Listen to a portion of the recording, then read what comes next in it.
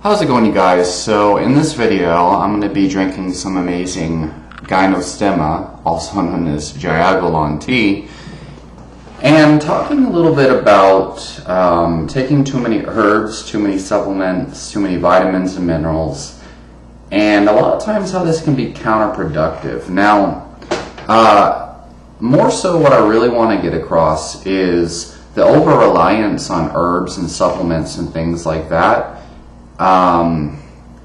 to where we're looking for like this external solution to problems that might actually be caused by internal things. So probably the most profound thing that I've ever discovered in the health type of thing is, number one, just how profound a basic foundational nutrition strategy really can be.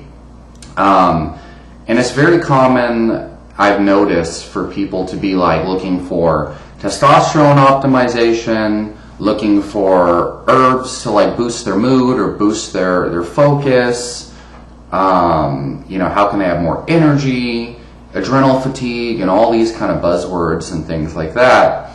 And then when you ask them questions about, well, what kind of diet are you eating or whatever? Can I see your food log? They don't have a food log 9 times out of 10.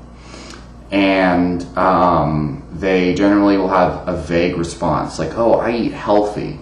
Or they'll say like, kind of just like a normal diet, whatever, blah, blah, blah. And they might describe it to me. And 9 times out of 10, people really aren't taking their nutrition seriously.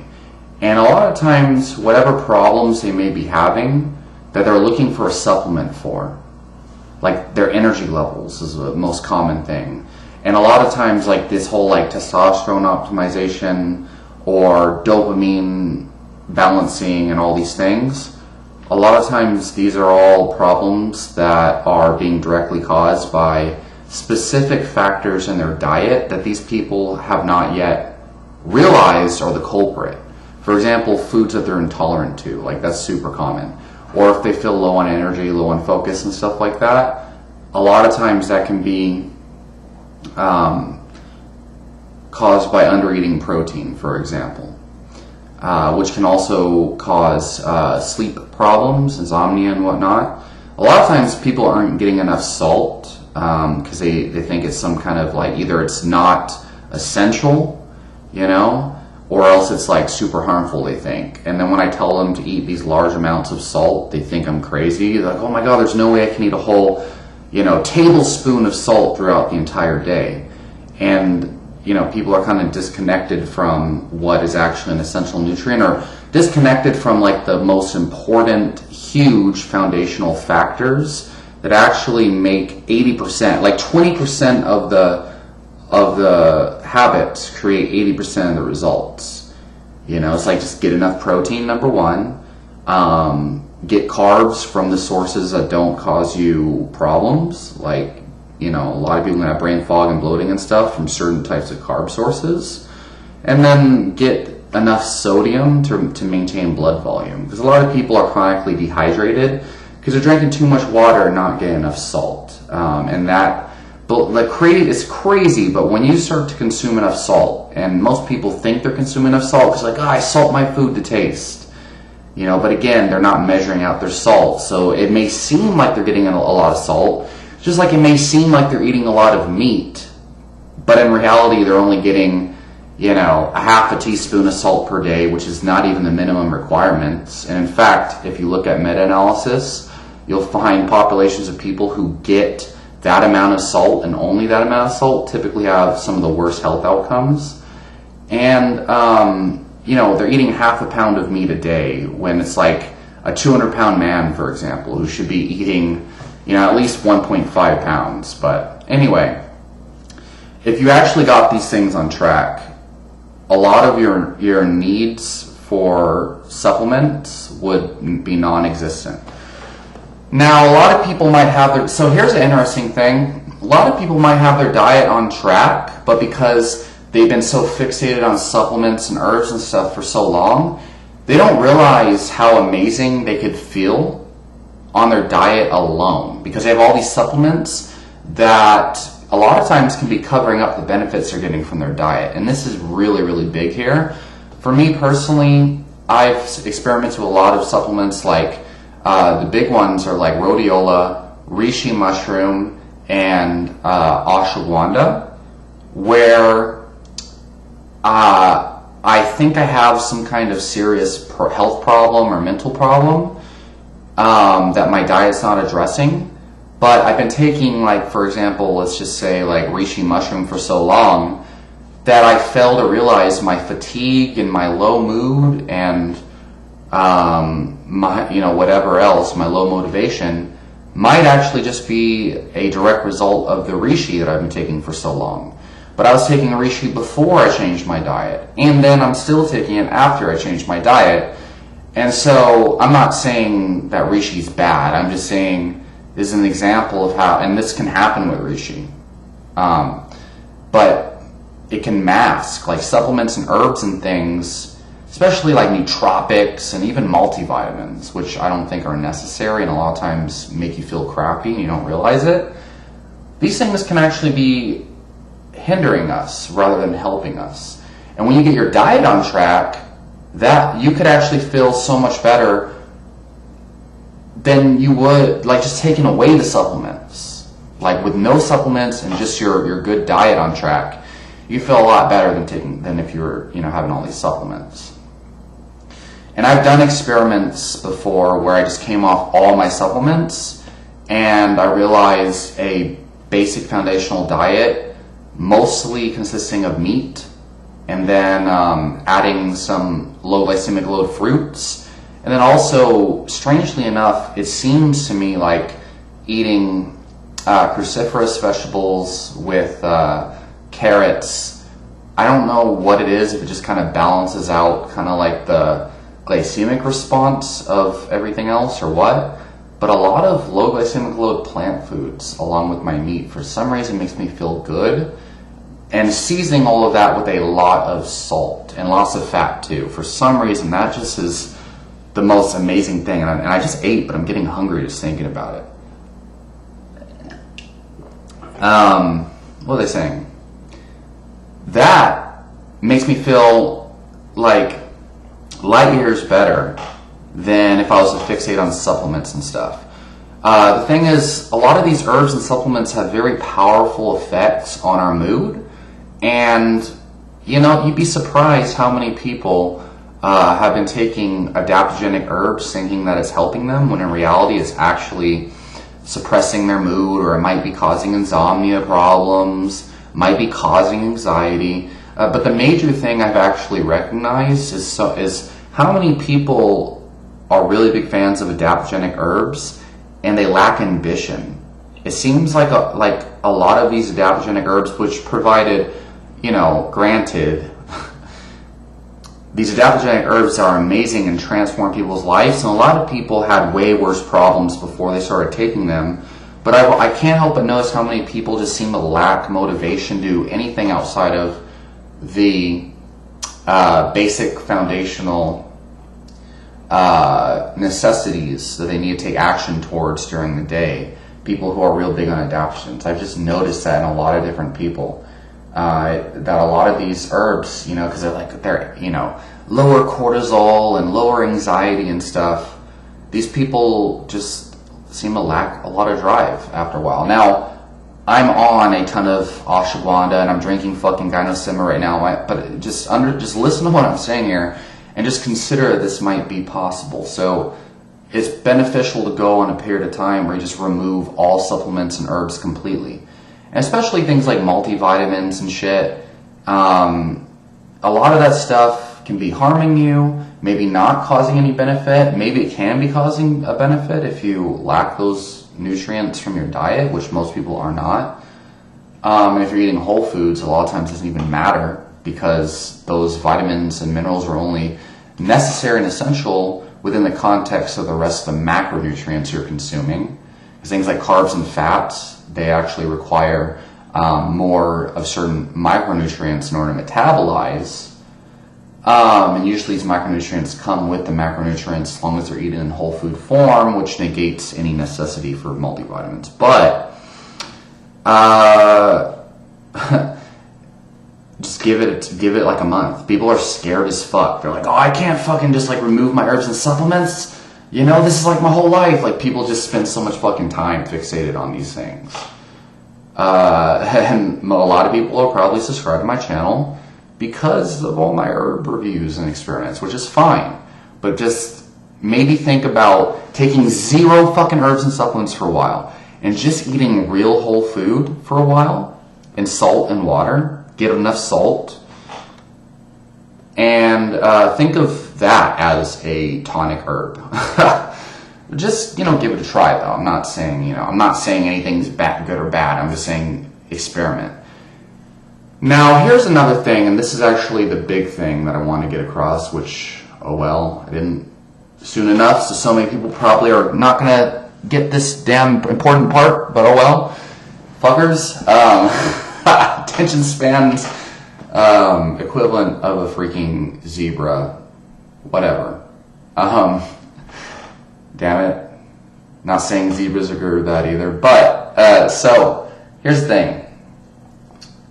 A lot of people's problems have nothing to do with diet or nutrition or herbs. And a lot of people are like suffering from these like mood problems or energy problems or what they call adrenal fatigue.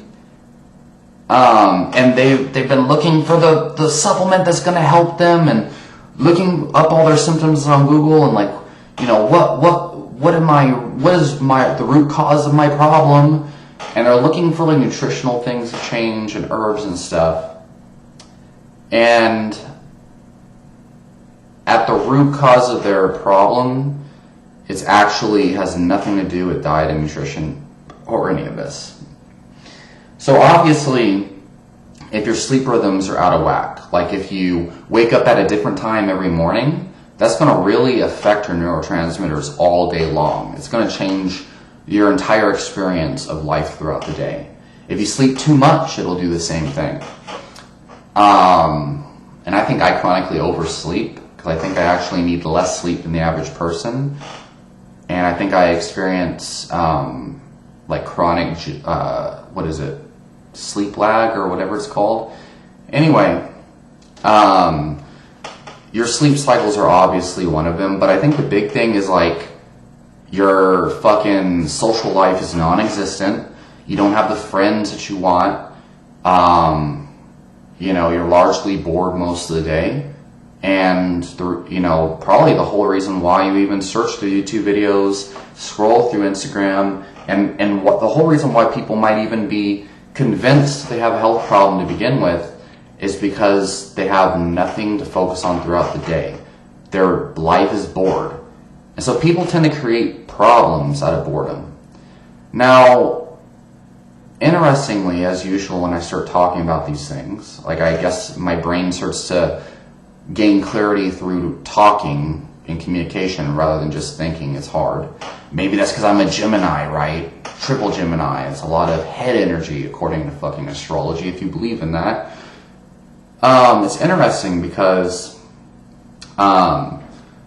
this was actually a huge epiphany that I had back in like 2014, 2015 was when I started to have a good social life and I started dating again, because I solved a lot of my health problems and I started dating.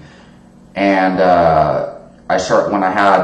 when I was actually working towards tangible goals and I, had good relationships with people and stuff like that. And my day was filled with laughter and social activities. And when I was focusing on life, I no longer felt the need to search for herbs and nutrition and all these other things. Actually during that time, I actually searched a lot for health and nutrition. But the thing is, it was different. I was doing it out of joy. I was like, yeah, let's learn more about yerba mate and the anti-cancer effects. Let's learn more about veganism, because at the time I was a vegan. Crazy. At the time I was a fucking vegan, you all. But because I was dealing with a lot of digestive problems after a while when I wasn't raw vegan. Raw veganism helped me because I was only eating raw fruits and I wasn't eating any of the whole grains that I'm intolerant to. Which I'm eating raw fruits now, but I don't have the same kind of like energy crashes from the blood sugar spikes because I eat meat and other things. But point that I'm trying to make though is like I was doing the wrong thing that I realize now is causing my health problems, but because my mind was in the right place, I was a lot happier for a long time. Provided it was hard because I was shitting all the time and farting all the time and I felt physically lethargic. The point is I was focused on all these other factors in my life.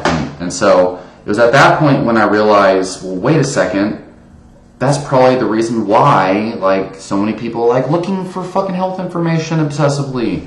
Like, we're addicted to, and self-help too. Addicted to self-help, addicted to nutrition, which I think self-help is good, but it also can be problematic. Like, people are looking for the answers to their problems in the wrong places.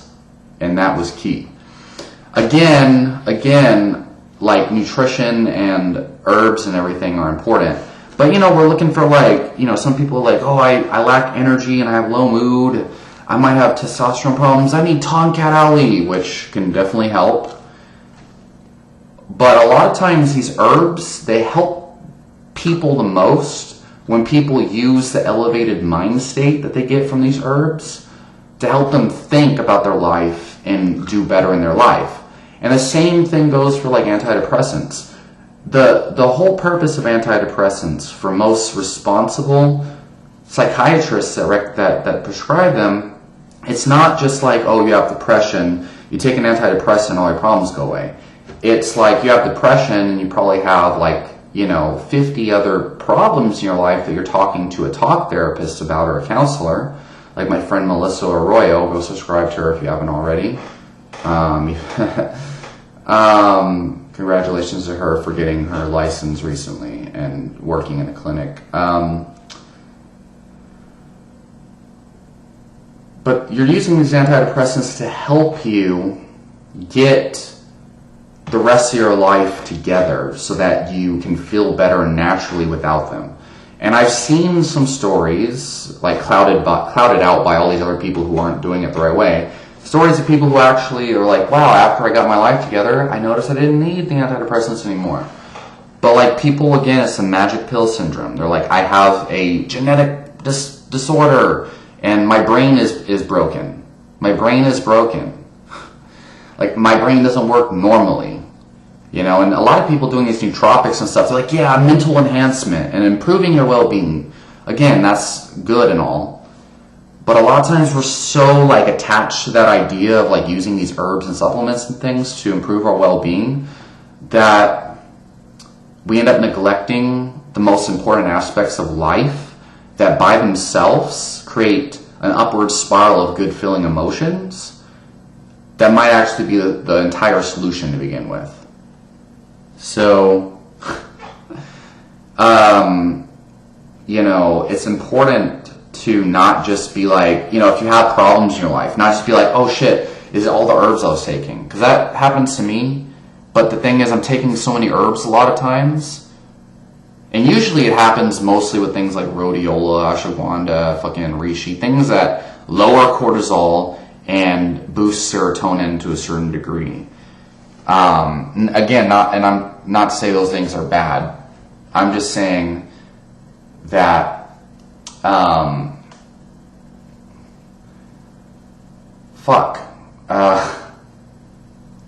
you need to focus on your life, and if you're taking herbs that are helping you, because everybody's, you know, body is different. Everybody's neurochemistry is very, very different.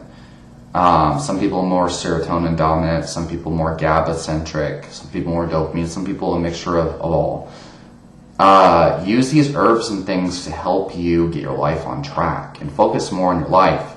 And if you're having a problem and you're feeling depressed and shit, you know, it may not be that you need to try another nootropic supplement, which I'm guilty for. Like I'm you know, like, oh, like, you know, like always looking for something to boost my mindset, my performance. That's great. And I encourage that for people to to try to improve their lives, because that's a huge problem with, you know, average society. I guess in zombie consciousness, we'll call it zombie consciousness from now on. you know, and I'm gonna have to make a whole video about zombie consciousness because I think this is a cool thing to like just add to the gimmick of Wolfgang, right? My gimmick, my thing, my coined term, zombie consciousness. But you know, people are not looking to improve themselves. But I think the self-improvement community, the nootropics community, the natural health community, we're trying so hard to fucking optimize everything. We gotta optimize everything. Fucking microbiome and blah, blah, blah, and all this crazy shit that's like, how much of a tangible effect does it even have? 9 times out of 10, not much. No, you know, I'm being very cynical, by the way. I'm sorry, like, actually a lot of this stuff helps, and like I think kombucha is great and whatever. What I'm saying is people fixate too much on this shit. They overcomplicate it. They go down crazy rabbit holes that are kind of just taking them away from what they really want, which a lot of times just to feel balanced, to feel productive, motivated, inspired, and not burnt out, right? And not bored, basically.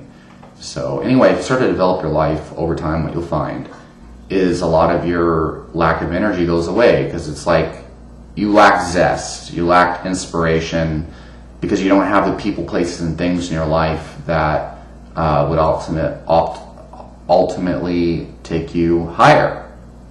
So I'll make a video more focusing on like kind of like boosting some of these qualities, boosting them, you know, maybe different, you know, mindset approaches that you can use to kind of like guide you there, right?